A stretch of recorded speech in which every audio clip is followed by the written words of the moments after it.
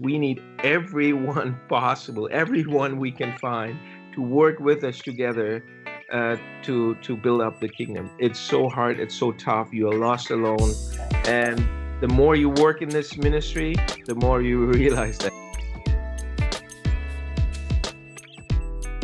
Basically, the reason that we're meeting is because we all desire to see movements of the gospel throughout Europe and in our cities, and to see our cities transformed. We're meeting today because we want to help foreign church planners or missionaries and local church planners and leaders in the cities of Europe form meaningful partnerships. Maybe you could just tell us shortly about yourself, what your ministry looks like. Yeah, so I'm Jason. I'm the team leader for North Germany with the International Mission Board. And so our ministry here looks like planting churches and helping any way we can with existing churches to help them accomplish what they want to accomplish to reach the city. I guess that's really our big goal. I live in Hamburg, Germany, and our goal is to see Hamburg reached with an opportunity to respond to the gospel. Mein Name ist Daniel und ich bin Deutsch. I'm German. I changed now. So I'm German and I'm a church planner. I planted a church 10 years ago in Hamburg, and still the church is still existing, which is a miracle. But we have the desire to see even more churches and churches and churches and churches, and we want to plan multiplying churches and multiplication and see multiplication of churches in the whole city. Since so many churches die, or they're not grown anymore, or tons and tons of people move to the cities, and we are not planting enough churches for not even for those people who move into the cities. Yeah, so there's a great need for planting and revitalizing churches and so on. So we really want to see the spiritual level rise up in Hamburg, and we're going to work with IMB together with Jason. That's a great opportunity for all of us to reach our goals a little faster, a little better together. How did you guys meet, and how did you form a partnership, and what does that look like sort of through different stages? And you guys can both chime in. So for the first time I met Jason, I was pretty impressed by his Harley, actually. Yeah. So he rides a motorbike, which is great. But I think the first year we met, I don't know if you remember that, Jason, but it was basically sitting down over coffee and talking, and it was like you counseling me pretty much. And we talked about our fathers, we talked our dads, we talked about church, we talked our passion for evangelism. So it was pretty much getting to know you time. It was really building up trust, and that's a good foundation. And that was year one only, pretty much, or maybe even 2 years or something. And out of that, I knew, all right, I can trust this guy. Whatever he does, it's fine. And I hope that was vice versa. I don't know. Jason? Yeah, absolutely. We met at Elm Gold most often and drank coffee and talked about our passions and got to know each other. And it was a good learning experience for me. Daniel was teaching me the culture and helping me understand even communicating the gospel in a German culture that pushes back against it and says it's too narrow a definition. So it was very helpful for me in understanding ministry in our context. Mm-hmm. And coming from our American context, we meet someone and think, let's partner and let's go right now. Yeah. And Daniel helped me understand, especially in our German context, there's an importance to get to know one another so that trust is there for future work. So how is that formed? I mean, how is that developed? Right now, we have one of our team, Marcus, is helping Dom and Matza, two of the other pastors at Hamburg Project, with their house groups, what they call them sofa groups. And he's trying to coach and influence and try to be a benefit to their pastoral ministry through their house groups. So I would say Jason is a vital part and maybe one of the key members of a little network we formed in in the Hamburg area, and it's under the umbrella of the Evangelical Alliance, and it's so we gather basically every church planner we can find in the city under one roof and talk about vision, talk about planting together and how that could look like, and maybe finding new church planter, assessing, coaching, and all that. And Jason is a vital part of that, as I said. And so we're working together there, and he's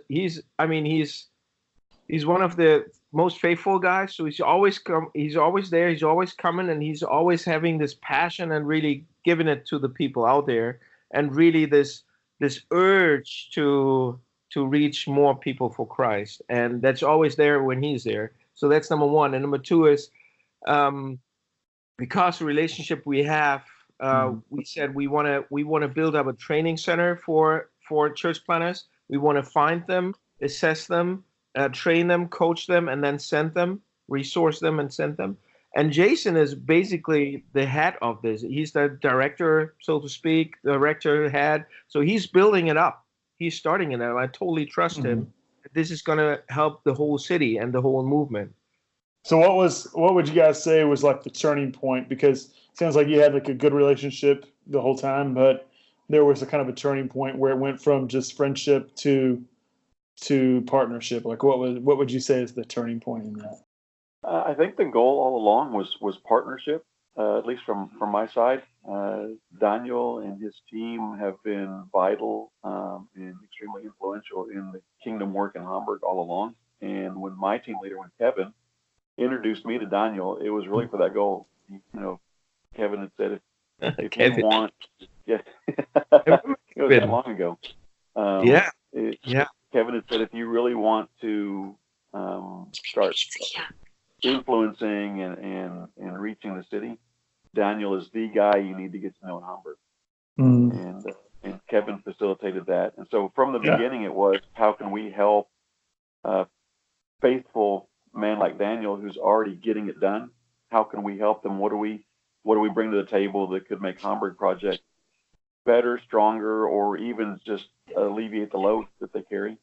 So that was from the very beginning the goal, getting to know them. Yeah. And I would say, from my perspective, over the years of ministry, we're here now for 10 years in ministry. We just saw the need was getting bigger and bigger and bigger. And we basically, and I'm not just saying this, we need everyone possible, everyone we can find to work with us together to build up the kingdom. It's so hard, it's so tough, you are lost alone.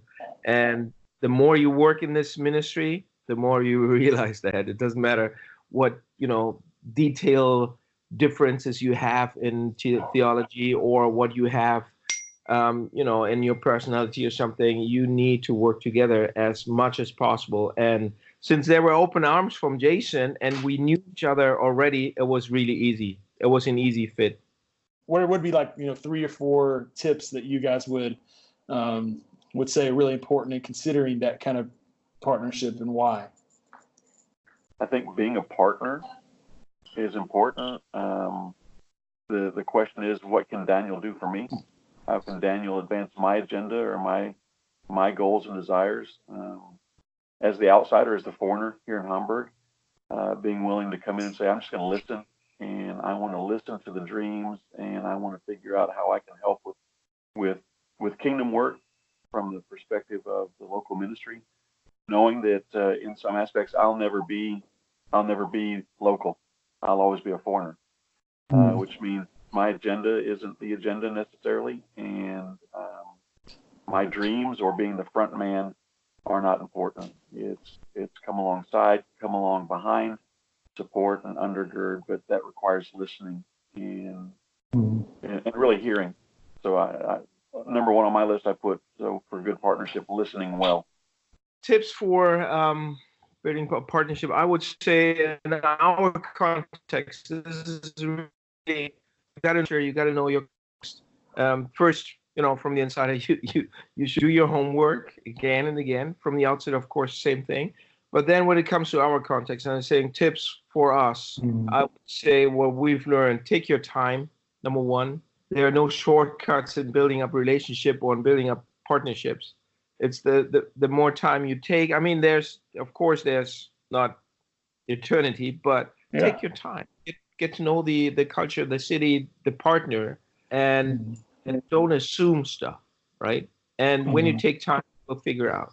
Number one, and then second, build up trust, and getting to know each other, talk, build up trust, and then trust. Like, don't control the whole thing, just trust. Let them run. They, like Paul said, they preach Christ. What? They preach Christ. That's awesome. And so take your time, build up trust, get to know the culture, the context even better and better and better, and then just give it a try and do it. I'd say. Yeah. And that's something you guys have seen, I'm sure, like both ways too. Like you kind of have to trust one another, probably.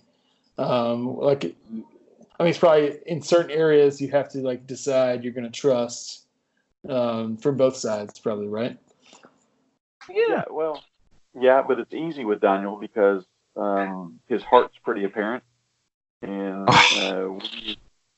when you know that your partner has a heart for reaching the city, which is the thing that as the outsider that we moved our family here to do, we want to reach the city. It's a blessing. It's much easier to trust because over the years, it's not just Daniel talking about wanting to reach the city. Yeah. It's constantly evaluating and readjusting and coming up, are we doing it? And if we're not, how do we change? And when you find a partner like that, that's willing to say, you know what, this wasn't effective. We need to make some changes. That in what it seems like an apparent failure, trust can really be built by the willingness to say, let's retool, let's revamp, and which makes it even easier. And that's been one of the big blessings about partnering with Daniel and the Hamburg project is their hearts are apparent and they're constantly evaluating and how do we do this? How do we do this better? And how do we accomplish the kingdom goal of reaching Hamburg? Not only just about you guys, but how a lot of other foreigners and local people. Like, what are the ideal where you've seen in your context where you've seen like a foreigner and a local come together? What does the ideal look like in your mind? The ideal partnership, so to speak. I think the ideal partnership, I would be much more attractive. Okay. Yes. That's not possible. That's why you've got the beard. You covered it all up, or the bad parts you covered up. Jason. I think the ideal partnership is, we've already hit it. Daniel's hit it. Trust, communicate. Like I was saying, listening, being willing to understand that, in my mind, I have a great plan and I have a great agenda. But when I bounced off Daniel and there's questions that are posed back, he's not afraid to ask those questions. He's not afraid to say, well, what if it looked like this? What if he did it this way? Which if I didn't want to listen to or trust Daniel, then I would just say, well, maybe we shouldn't be partners. He doesn't want to do it my way. So that ideal partnership is never assuming and being willing to say, I've got a plan, but it may not be the best plan. It may not even be a good plan. And I trust my partner. I trust my partner to say, let's tweak, let's revamp, let's roll a different direction, or at least consider it from this perspective and think about it that way. I think one of the key ingredients for a great partnership, I mean, everything you said, Jason, I would underline, but one of the great ingredients which comes to mind here is a good portion of humbleness. Not saying, and this is underlying what you said, not that we all figured it out and we didn't, number one, and second, we need help. I won't do this on my own. And confessing that and saying it, going into a partnership like that, that's going to help. So you need that. If you figure it all out, if you do need help, just some slaves for your work or something, come on, that's not a partnership. So I would say, challenges that foreigners and locals can have together, working together, believers, and then, or maybe even things not to do when you're forming a city or partner? Maybe things you've learned or things you've seen, like things you shouldn't do. So, yeah, what would be like 3 or 4 of those? Things you shouldn't do.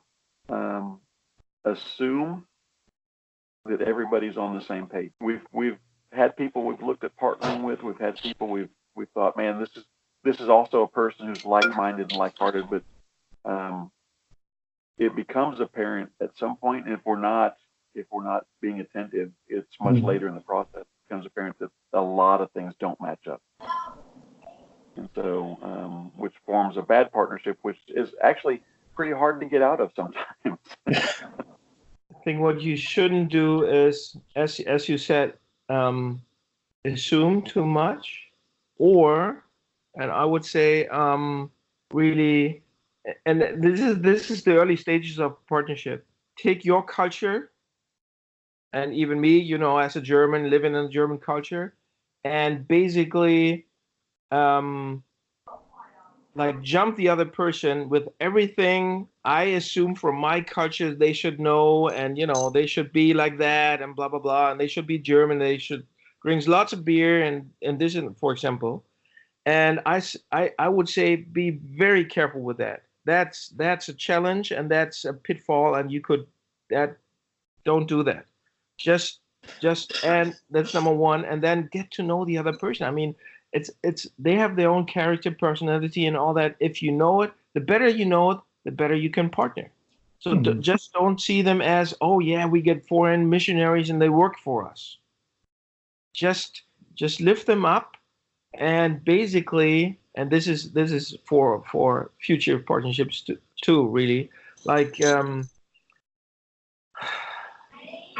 work with them together as if they're on your team, with their character, with their history, with their personality, with where they're coming from, and all that, and to know that you just need to get to know them. So I would say that's a challenge. That could be a pitfall in the very beginning. Mm-hmm.